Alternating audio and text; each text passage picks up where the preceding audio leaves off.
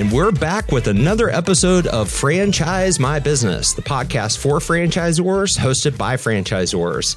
I'm your host, Kevin Oldham, and today's guest is another phenomenal guest. As a matter of fact, I think there's a trend here. We just have really amazing guests on our Thursday episodes.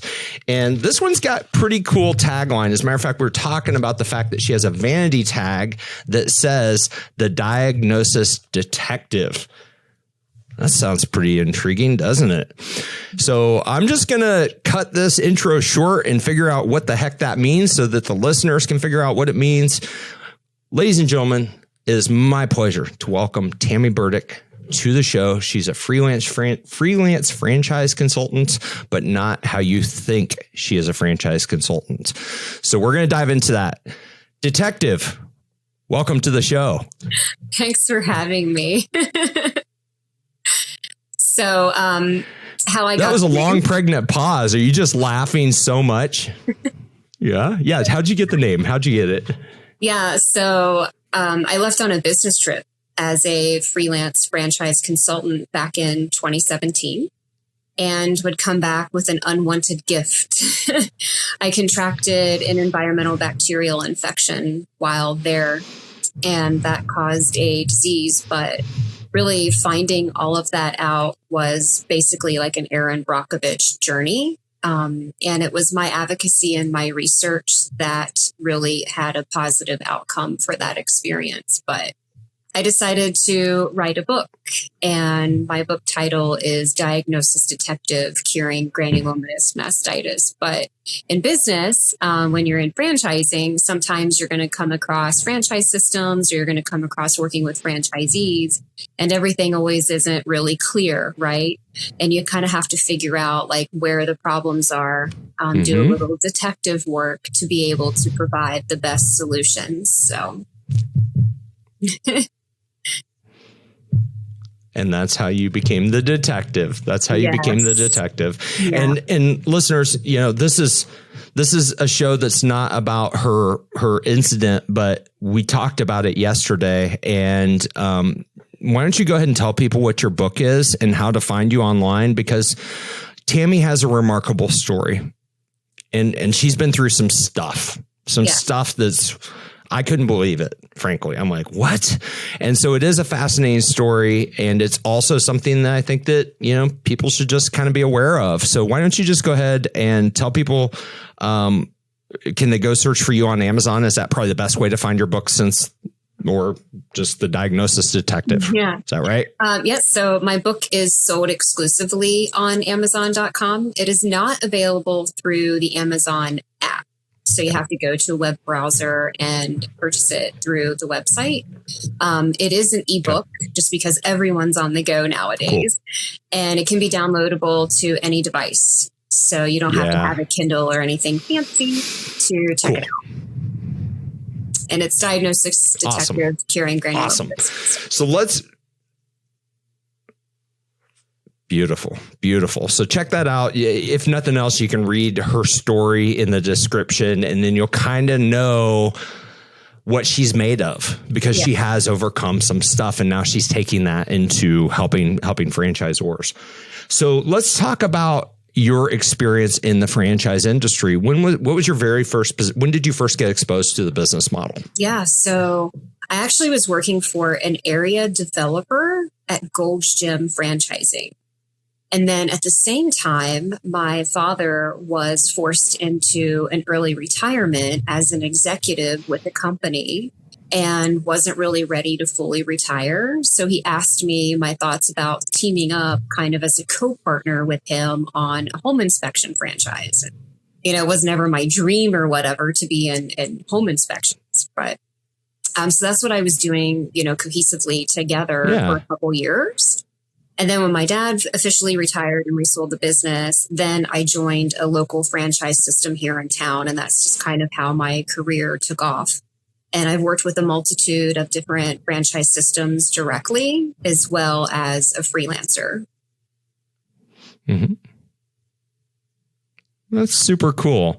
And I think it's cool that you got to go into business with your dad. That's something that, I'm a dad and my kids are young, and one day I'd be lying if I didn't say, hey, like it might be, if our personalities mesh and all that, like it might be cool to do something together later on in life. Yeah. And we have who more do you trust than your family, right? Yeah.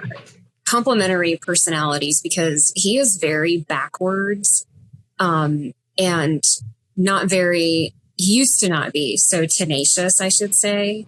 So you take someone who's very high I, like me. I talk to strangers at the grocery store. And you take someone like him. So it really worked well because he did the hands-on. Guilty. Yeah, he did the hands-on part of the business, and I did the business of the business, like all the sales, the marketing, and so it worked out real well. That's super cool. That's super cool. So let's talk about what you're doing now. Yeah. Tell us what problems you help people with, and just some of the cool things that you're doing to serve our audience, basically. Yeah. So as a freelance business consultant, a lot of people think, oh, I help potential entrepreneurs identify the best potential franchise concept to join and make an investment with. So I'm not a franchise sales consultant.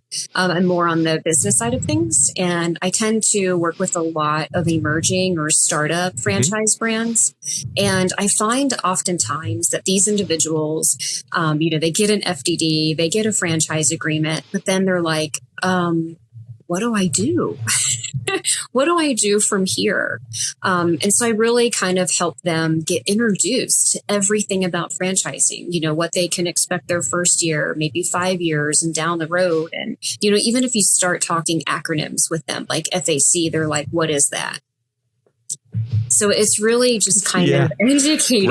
Right. Yeah, you can freak people out. Or FDD, they're like, what is FDD? Yeah.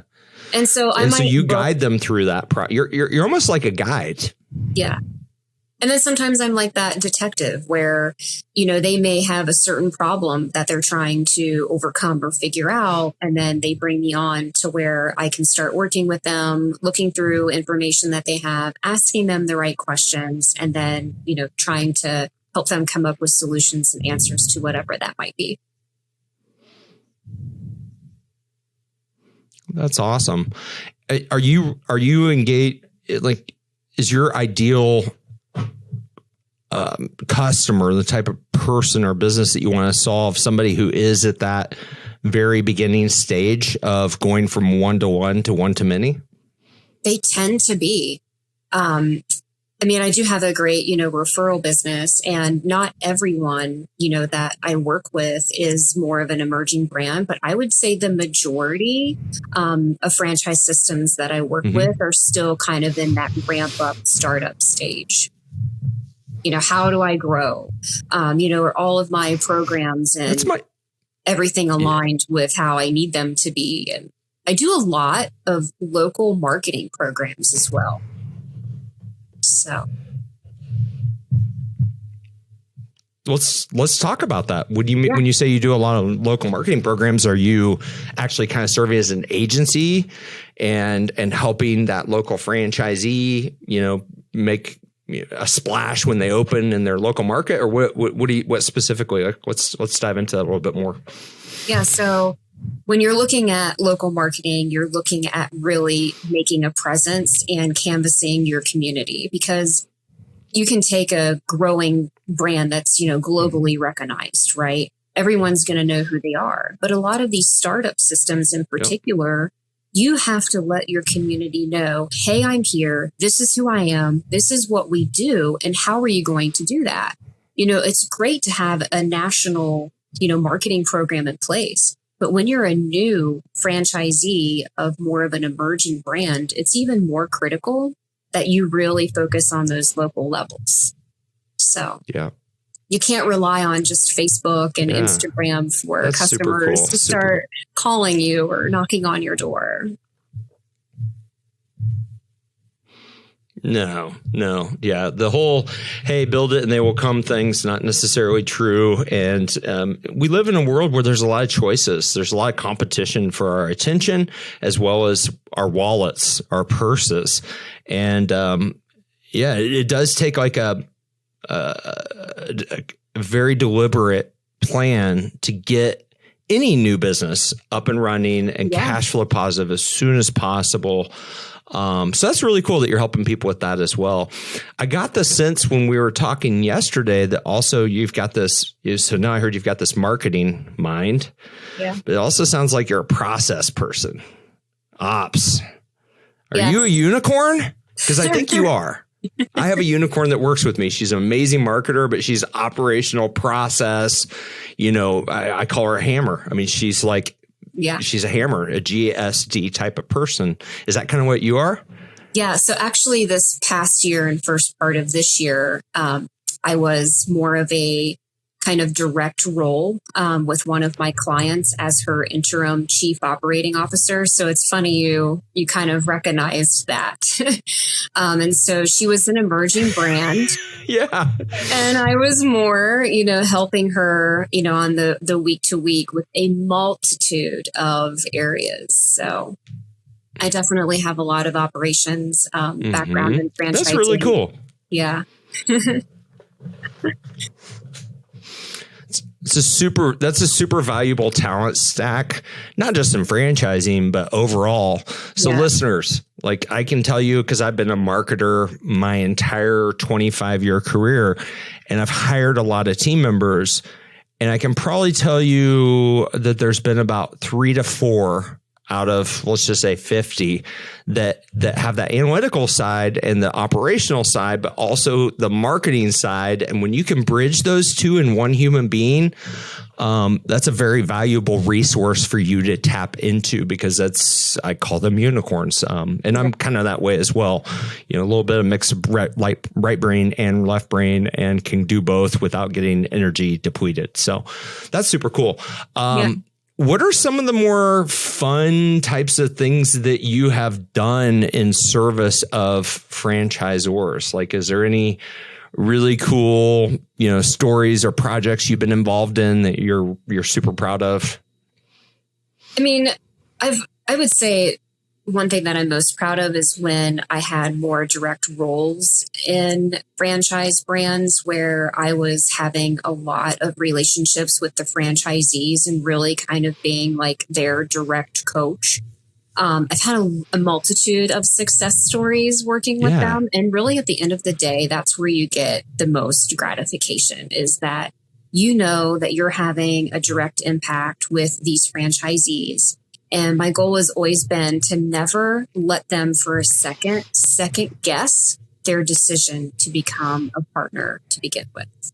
And I think that's really gratifying when you know that you're not owning their business, but you're helping them dramatically to be successful. I love that, because if you go buy a car, or you go buy a pair of jeans or a phone or something, you have buyer's remorse. Yeah. Okay. A car's a big deal. Jeans, not. Phone. Yeah, whatever. A business. Holy smokes. Yeah. I mean, you can't have buyer's remorse, and you buy a business, and you thought you were getting. Yes. Yeah. I mean, it's like really, really hard to you can't put it on. I mean, you could put it on Marketplace on Facebook, but you're going to get randos who are not qualified. So that's really cool. And that speaks to kind of a common theme that I'm noticing with 100% of the guests on this show, which is the word integrity. Integrity. And I think that something about franchising and integrity go together. And my hypothesis is, most people, there are some people that build a business to franchise, and typically they've had that franchise experience. But a lot of people kind of build something, and then they come to this decision point of, hey, do I go invest money and buy, open up my second, my third, my fifth, 10th location, or do I put this into, do I trust other people with it? And I think just by making that decision point and saying, you know what, I'm going to go support other entrepreneurs. I'm going to trust them to basically fly the flag of my baby, this thing that I've created. I think you have to be a person of high integrity to get to that decision point. Yeah. I just feel like that has to be true. And so that's super cool that you're able to then as a partner of the franchisors that you serve, also deliver that level of integrity and care down to their franchisees, because without them, the business model is broken. Yeah. And part of integrity is, and this is the advice I'll give every single franchisor client of mine, is I tell them, when you're starting to grow your business, don't sell franchises, award them. When you're awarding franchises, you are being selective. You know, you're not going to just go marry somebody, right? Yep. Without really getting to know them and making sure that this is going to be a good fit and a good relationship for the long haul. And when you sell franchises, I find that you're not being as selective, and that can really hurt your business long term. Yep. Absolutely. It can shoot you in the foot, and that is huge. And I do love the fact that we award franchises versus selling them, because that's really what we are doing if you're doing it with integrity.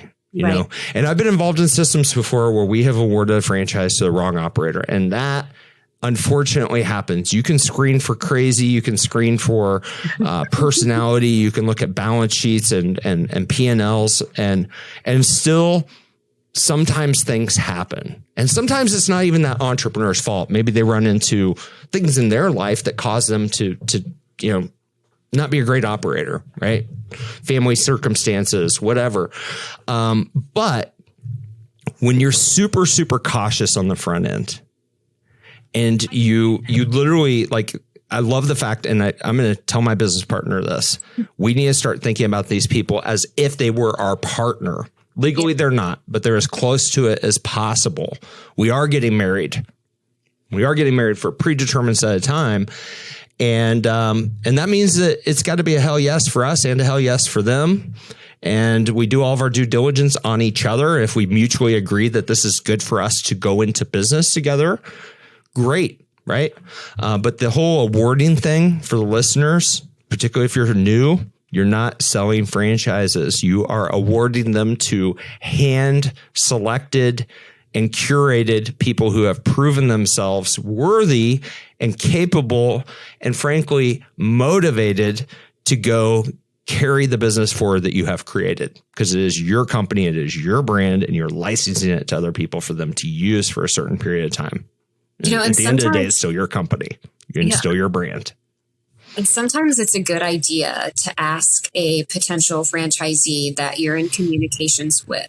Ask them to kind of paint the vision of what they think being a franchise with XYZ concept is going to be like for them. Do they envision themselves being a very hands-on operator? Do they see themselves as being more hands-off? And I think that's going to help a franchise system really kind of identify where they're going to be best suited as a potential franchisee. Because even if you do personality assessments on your potential franchise partners, if you get a high S personality for a franchise partner, they're going to struggle in that local marketing. They're going to struggle making relationships, and, you know, maybe they're going to be a better hands-off type of owner. Yeah. Yeah. And when you get that information, you can guide them. You can be like, hey, you know, you can buy this thing, but you need to have somebody else be the face of it. Right. You can be the operator, you can be the owner, but you're probably best. Your role in the business is probably not to be the face of it. Yeah. Doing that may lose you money because you may just turn people off. Right. Yeah, exactly. And that's not why they want to do it. And that's not why the franchisor wants to do it. So. Yeah. You keep mentioning these markers on personality tests. We can't take for granted that our listeners know what personality test you're referring to. So which one are you referring to when you talk about I'm referring and whatnot? I'm referring to the DISC. So I was with one franchise system in particular, and we did personality profiling on our potential franchise partners. And not only did it help us identify who the right people were going to be to partner with, but also it helped me as their trainer. So when they were coming in and going through that new franchisee partner training with me, if they're a high S, I know as a trainer, they're going to be a little more less likely maybe to ask questions or less likely to be engaging during the training. They're going to probably need more training in, that customer engagement. So it's a good tool for not only identifying potential matches, but also helping them, guide them in their training and as well as supporting them. If they're a high D personality and you're an operations person for that franchise partner, they're going to want just yes and no and very basic details, or you're going to just lose them, right? If you start going off on a tangent like I do, because I'm high personality, you're going to lose your audience there. So. Yeah. I love it. And for people who don't know, DISC has been around for a very long time, and there are tons of free places online, because some of these things, like I use Strength Finder sometimes for hiring people for my digital agency, tells me their themes and all this. DISC is one of the oldest personality kind of assessment types of tools, and it is totally free, a variety of places online. If somebody wants to learn more about Tammy, connect with Tammy, like what is the best absolute way for them to connect with you? Yeah, so I'm on LinkedIn, Tami Burdick, and it's spelled non-traditionally. So it's TamiBurdick. So LinkedIn's a great spot to connect with me on a professional level. Anyone that wants to follow me on social media, I'm at diagnosisdetective.TamiBurdick on Instagram. And then, like we talked about earlier, you can also find my book on Amazon. Beautiful, beautiful. Thank you so much for taking time out of your day to share your story with our audience. I deeply enjoyed our conversation today. So thank you very much. Thanks for having me. My pleasure. Until next time, I'm your host, Kevin Oldham, and I have two asks. Number one, if you enjoyed this show, please text it to a friend right now who would appreciate this episode. And number two, hit that subscribe button. Until then, I hope you have a phenomenal week and be well.